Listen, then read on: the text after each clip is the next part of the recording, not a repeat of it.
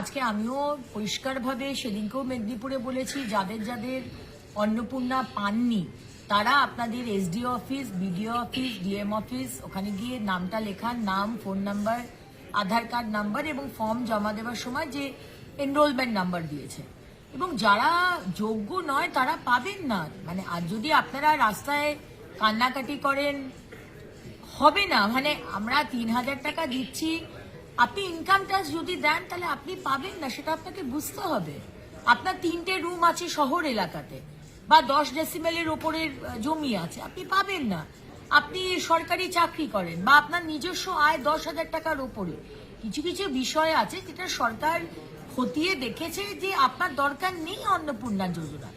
তো যাদের দরকার তারা অবশ্যই পাবে, তারা যদি যোগ্য হয়। আমরা আবার করে রিভেরিফিকেশন করতে চাই, আমরা দিতে চাই বলেই তো মাননীয় প্রধানমন্ত্রী বলেছেন যে আমরা অন্নপূর্ণা যোজনা দেব। ইচ্ছে যদি না থাকতো তাহলে অনেক there are many ways বলার যে না এটা হচ্ছে না, আমরা দেব না, নেই, এরকম অনেক কিছু বলা যায়, কিন্তু তা বিষয় নয়। আমরা মন থেকে, মন প্রাণ থেকে আমাদের মা বোনেদের, মা দুর্গাদের আমরা দিতে চাই।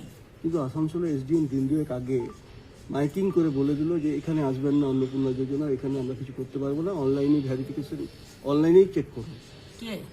তার কাছে সূচনা ছিল না, এখন সূচনা তার কাছে দেওয়া হয়েছে।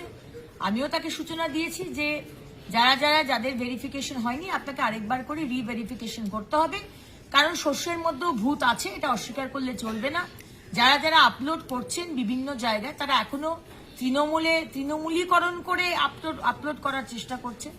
যাদের 2তলা 3তলা বাড়ি, 3টে মোটরসাইকেল, তাদেরকে তৃণমূল করে বলে তাদেরকে দিয়ে দেওয়া হচ্ছে টাকা।